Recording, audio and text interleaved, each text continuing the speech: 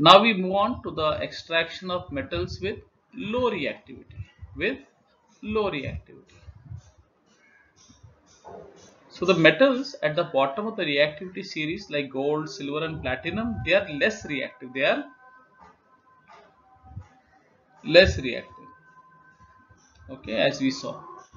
That's why they are found in the free state in nature. Very important. Because they are least reactive or less reactive, they are found in the free state because they are not found in the form of compounds or minerals because they don't react with anybody. We know gold and platinum, so in fact they are noble metals. Why they are called noble metals? Because they are chemically inactive. They don't react chemically with anybody. Why? Because they are, that's why they're called noble metals. They just don't react. Actually, you have noble gases. What are noble gases? Noble gases don't react with any other.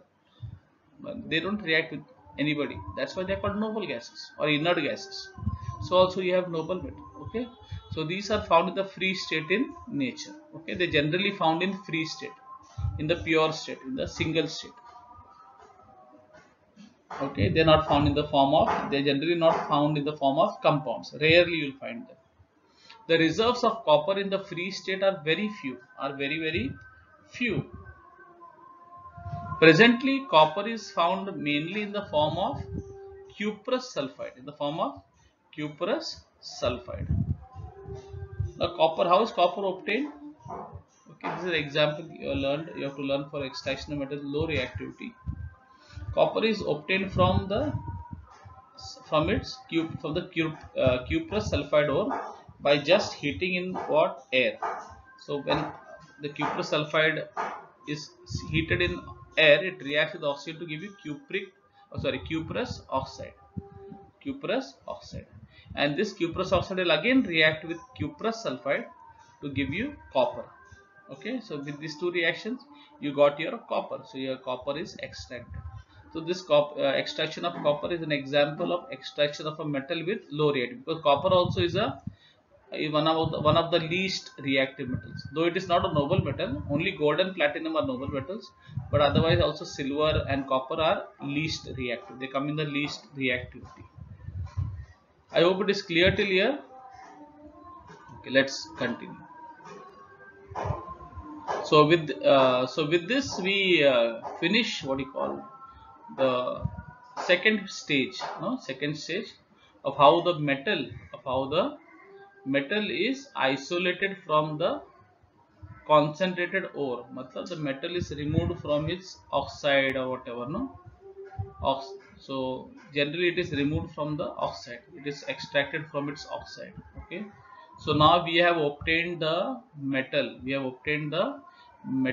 Okay.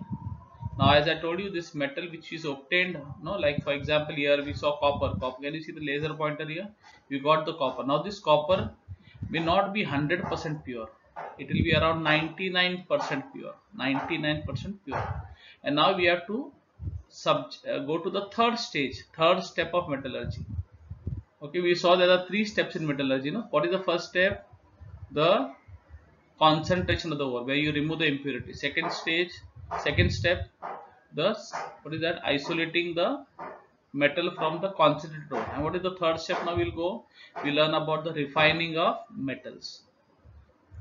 Refining, how the metal is refined. As I told you, it is 99% pure. Now we'll further purify or refine the metal. Let's see that. So refining of metals, or what you call the purification of metals. Now the metals obtained by the various reduction process are not very pure. Not very pure means I told you it is up to 9, it may be up to 99% pure, up to 99% pure.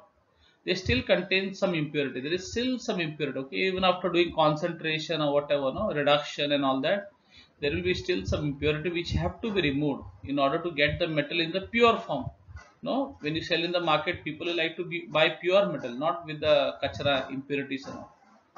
So, and the most widely used method for refining or purifying metals further purifying metals is electrolysis. Electrolysis. So they do something called as electro refining. That process is called as electro refining. Why electro refining? Because you are refining the metal with the help of electrolysis. So it is called electro refining. So, and there is also one more method that is called chemical refining, but the most widely used is electro refining. Electro refining. And when once you refine the metal using electrolysis, from 99% it will not become 100%, because nothing in life is 100%, as I told you. Okay, nothing in life is 100%. So you may get a metal which is 99.99% pure, 99.99% pure. 100% dunya which, no, there's nothing which is 100% in the world. Okay, okay, so nothing can be really 100%. So I will say it is quite pure after this thing, not 100% maybe, but at least 99.99% pure. So with this we finish the 3 steps of metallurgy. Okay, this was the third step, as I told you, the refining of metals. So let's now continue. Now we will see, now we learn about the extraction of aluminum in the further slide. So dear students, let's learn about the occurrence and the extraction of aluminum. How aluminum occurs in nature and how it is extracted in the factories or whatever. So aluminum being reactive does not occur in nature in the free state. Because it is reactive, it will always be found in the form of minerals or compounds, not in the free state. Which metals are found in the free state? We saw the metals which are least reactive, like copper, silver, gold, no, platinum. They'll be found in the free state. These aluminum is highly reactive, so it will be always found in the form of compounds, in the combined state, not in the free state. Now aluminum, mind you, is the third most abundant element in the earth's crust after oxygen and silicon. So oxygen is the first most abundant element, second most abundant element is silicon, and the third most abundant element is aluminum. But among the metals, aluminum is the most abundant metal. Aluminum is the most abundant metal, but among the element he ranks third. But among the metals, he is the first. He is the first. Metals में वो सरस है एकदम top पे. Now aluminum is extracted from its main ore, what you call the bauxite ore. So what is bauxite ore? Al2O3.NH2O, not the Al2O3, aluminum oxide. And why you wrote NH2O? N can stand for anything. 2 water molecules, 3 water molecules, 1 water molecule. N is a number. N stands for a natural number. Okay, N stands for natural number.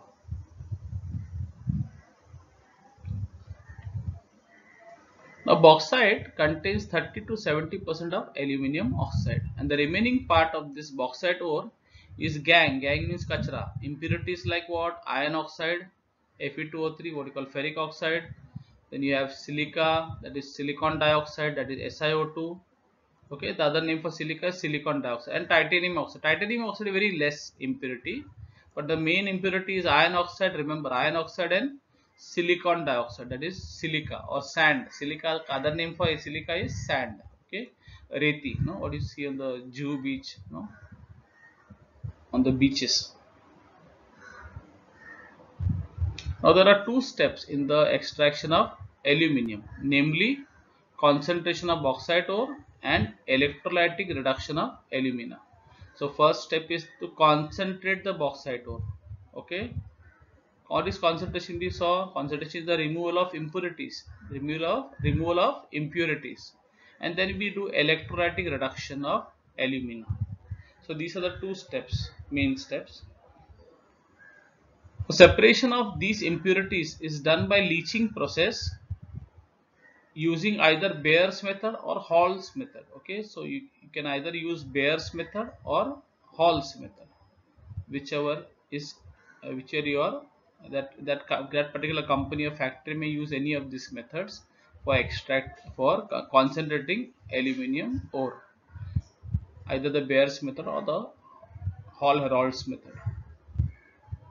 Now in both these methods, mind you, concentrated alumina or the bauxite ore is concentrated or the concentrated alumina is obtained by calcination method. What is calcination? We saw calcination is what?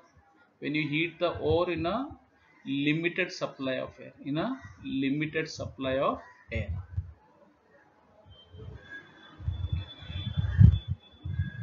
So let's continue.